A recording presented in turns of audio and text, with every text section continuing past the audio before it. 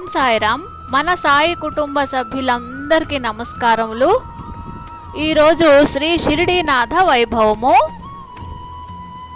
ఊయల బల్లను పడుకొని హాయిగా ఊగిదవు జగమ్ముల నచ్చెరవందన్ బ్రోయగ పీలికలు మిమ్ముల చేయు వెద్దానివైన షిరిడీనాథ. షిరిడీనాథ, సన్నని పీలికలు మిమ్మల్ని మోస్తూ ఉంటే ఊయల బల్లపై పడుకొని హాయిగా జగమ్ములన్నీ అచ్చెర పొందేలా ఊగుతావు.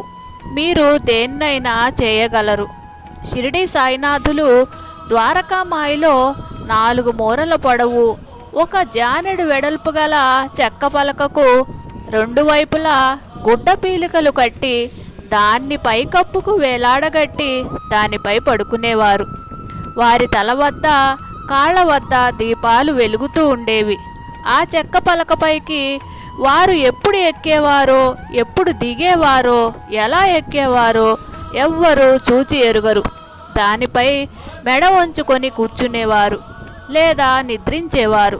చింకి పీలికలతో కట్టిన పలక బాబా బరువును ఎలా భరించేది అని అందరూ ఆశ్చర్యపోయేవారు.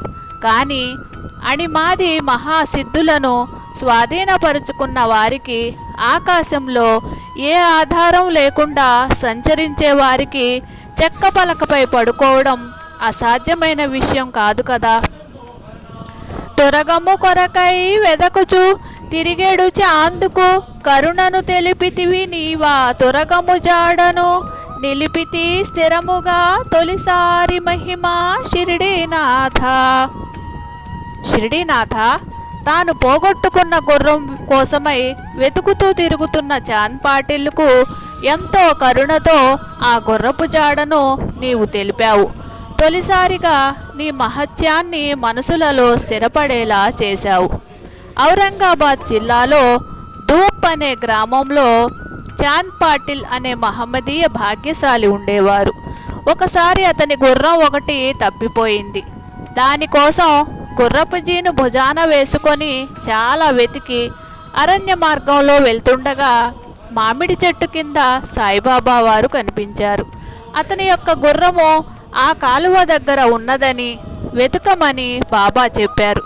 చాంద్ పాటిల్ అక్కడ వెతుకగా వెంటనే గుర్రం కనిపించింది. ఇది అంతా బాబా సత్యమే కదా. ఓం సాయిరామ్. మన సాయి బంధువులందరికీ నమస్కారము. మీ అందరికీ నచ్చితే కనుక కొత్త వాళ్ళైతే సబ్స్క్రైబ్ చేసుకొని లైక్ చేయండి. ఓం సాయిరామ్. జై శ్రీ షిరిడి సాయినాథ్ మహారాజ్కి జై. సాయి బంధువులారా, నేను మీకు ఒకటి మనవి చేస్తున్నాను. మన ఛానల్లో బాబావారి సందేశం కూడా ఉన్నవి.